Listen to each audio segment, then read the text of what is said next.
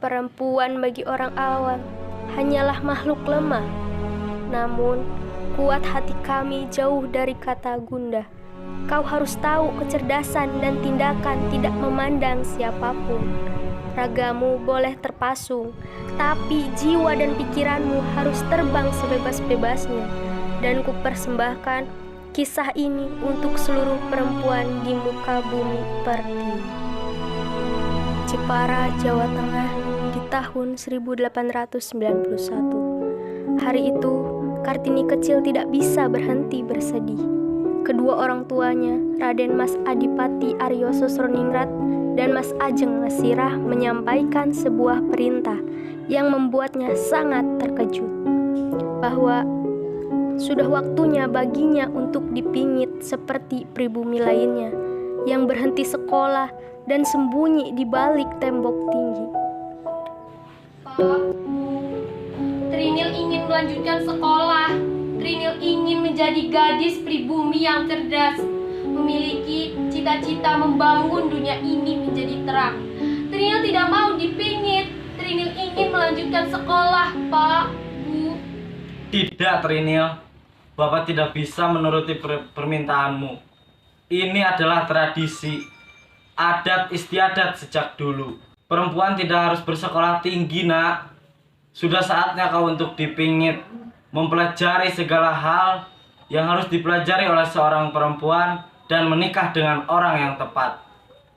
Pak, bolehkah sesekali tradisi ini tidak terlaksanakan? Trinil, Bapak adalah bupati rakyat Jepara dan Bapak tidak bisa menghancurkan adat kita sendiri, nak. Bu, Trinil mohon, Bu. Sudahlah, Trinil, laksanakan apa yang sudah menjadi tradisi. Kelak, kau akan mengerti mengapa semua ini dilakukan. Tini adalah anak perempuan tertua, maka ialah yang pertama kali merasakan bagaimana rasanya dipingit. Bagaimana rasanya dipingit ya? Entahlah, Trinil. Yang pasti kau tak bisa bebas berinteraksi dengan semua orang. Kau akan dikawal kemanapun kau pergi. Aku tidak mau dipingit, aku ingin bersekolah. Tenanglah Trinil, ini sudah menjadi adat, kita tidak bisa menghancurkannya. Aku akan meminjamkanmu buku agar kau tetap bisa belajar. Aku berjanji akan menjadi guru bahasa Belandamu untuk menggantikan guru lamamu. Terima kasih, aku sangat sayang kepada kalian semua. Perasaanku sekarang sangat kacau. Rasanya seperti di penjara. Bersabarlah, adekku. Kau pasti bisa melalui semua ini. Kau perempuan tangguh, kami yakin itu. Ya, itu pasti. Sebenarnya, apa itu dipingit? Entahlah, ibuku bilang aku tidak akan sebebas dulu lagi. Kemanapun aku pergi, pasti aku akan selalu dikawal. Sebenarnya, aku tidak masalah dengan ini semua. Aku ingin bersekolah. Aku, Rukmini, dan Kardina masih bersekolah. Kapan kami dipingit? Pada saat umur kita 12 tahun, Sumatri. Iya kan, Trinil? Iya. Kartini ingin duduk di kursi belakang rumahnya. Tiba-tiba, gadis Eropa terlihat berjalan dari kejauhan. Kartini memejamkan matanya dan segera tersenyum bahagia melihat siapa yang datang mengunjunginya. Rosa, Stella, Griselia, Kartini, bagaimana kabarmu? Secara fisik aku memang baik-baik saja, tapi aku tidak bisa memungkiri batinku yang sangat perih. Kalian tahu kan, aku tidak bisa berdiam diri. Kami mengerti, Kartini. Kami pun sangat merindukanmu. Tidak ada lagi gadis pribumi yang cerdas dan ceria sepertimu. Aku pun sangat merindukan kalian. Aku ingin kembali, tapi tradisi ini tidak bisa membuatku melakukan apa yang aku mau. Kami pun tidak mengerti dengan tradisi itu, Kartini. Apa salahnya jika perempuan bersekolah? Aku pun berpikir seperti itu, Kartini. Jika kau tidak bersekolah, apa yang akan kau lakukan? Aku melakukan apa yang dilakukan oleh gadis pribumi selayaknya.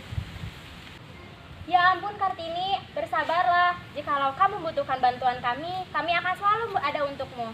Terima kasih, Rosa, Stella, Griselia.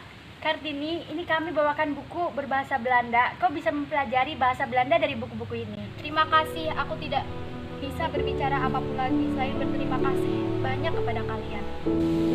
Tak apa, Kartini, kami berjanji akan menemanimu di masa-masa sulitmu. Hari-harinya pun diisi dengan semua hal yang katanya harus bisa dilakukan oleh wanita sejati. Ditambah dengan belajar bahasa Belanda melalui buku-buku yang dipinjamkan oleh sahabat-sahabatnya dan kakaknya Raden Mas Busono.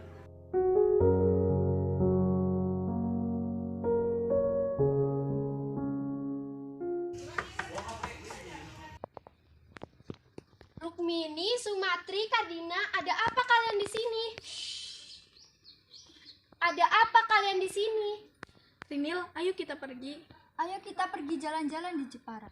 Kalian tahu kan, aku dipingit, aku tidak akan bisa pergi tanpa pengawalan. Aku juga tidak bisa berinteraksi bebas dengan masyarakat. Maka dari itu, jangan sampai kita ketahuan. Bapak dan Ibu sedang pergi. Kami bertiga akan mengawalmu. Baiklah. Kartini dan ketiga saudaranya jalan-jalan di Jepara. Dan pada saat di jalan, dia melihat dua wanita yang sedang duduk di gubuk. Kemudian mereka menghampiri dua wanita tersebut. Tidak perlu. Apakah kalian putri-putri Adipati Aryo Sasroningrat? Bagaimana kalian bisa tahu? Tentu saja, beliau adalah Bupati Jepara. Kami beberapa kali sering melihat kalian dengan Bapak Bupati. Mengapa kalian pergi tanpa pengawalan? Apakah kalian tidak dipingit? Bu, bolehkah saya bertanya? Boleh, tentu saja. Apa memang dipingit harus dilakukan oleh pribumi lainnya? Tentu saja. Ini adalah adat sejak zaman nenek moyang kita. Lagi pula, dipingit membuat kita bisa menjaga diri dan berhati-hati terhadap kaum lelaki yang bukan muhrim hingga menikah nanti. Apakah ibu bersekolah? Kami hanya rakyat biasa.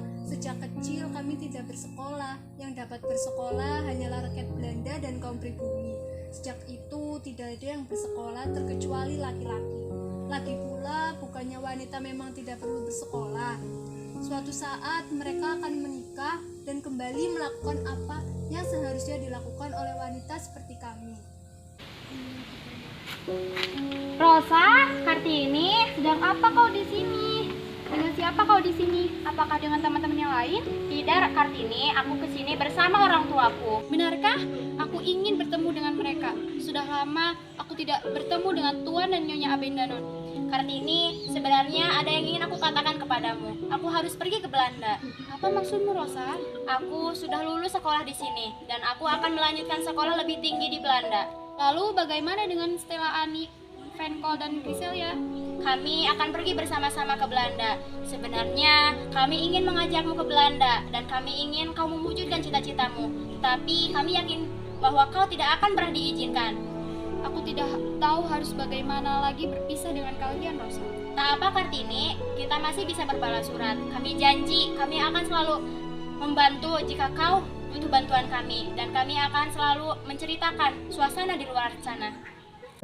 Dengan lebih semangat, ia selalu berkirim surat dengan sahabat-sahabatnya, termasuk Tuan dan Nyonya Abendanon. Bagaimana pendapat Ibu tentang beasiswa kedokteran itu, Bu? Trinil, untuk apa kau melanjutkan sekolahmu?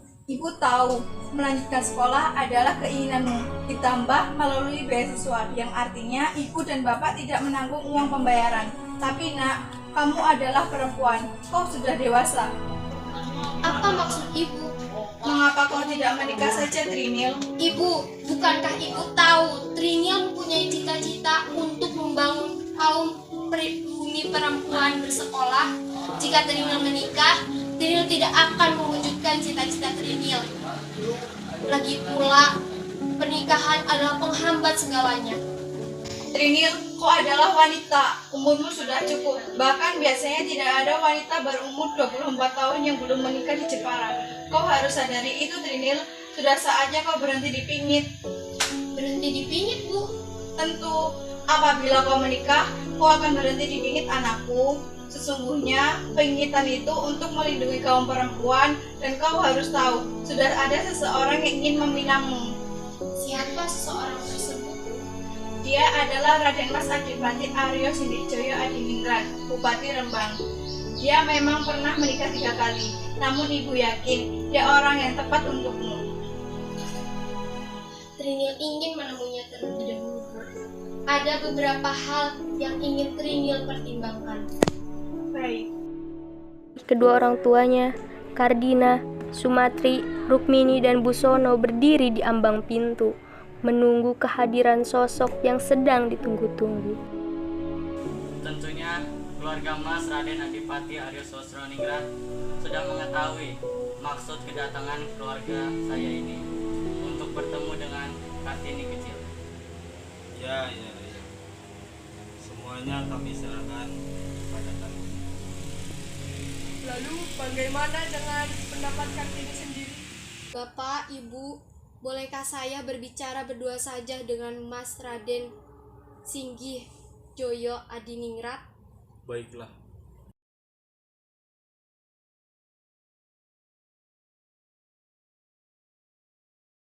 Ada beberapa hal yang ingin saya tanyakan, Raden. Tentu. Apa itu Kartini? Saya memiliki cita-cita untuk membangun sekolah untuk kaum pribumi, khususnya perempuan. Setidaknya mereka tidak keterbelakangan. Dan saya ingin wanita disamaratakan dengan laki-laki. Wanita tidak lagi ditindas. Dan tidak ada lagi kaum wanita yang lemah. Bagaimana dengan pendapat Adipati sendiri? Sungguh bagi saya itu adalah hal yang mulia. Saya juga sempat memikirkan hal tersebut. Namun, ada beberapa hal dengan pertimbangan yang membuat saya belum melaksanakannya. Apabila Kartini ingin melakukannya, lakukan saja. Saya siap mendukung apapun itu. Setelah perjuangan panjang emansipasi wanita dan berbagai mimpi yang ia coba wujudkan, akhirnya ia menutup usia. Kelak berkat perjuangannya, masyarakat pribumi terutama wanita hidup lebih baik dan tak lagi ditindas. Seluruh rakyat pribumi dapat bersekolah siapapun itu berkat perjuangan R.A. Kartini.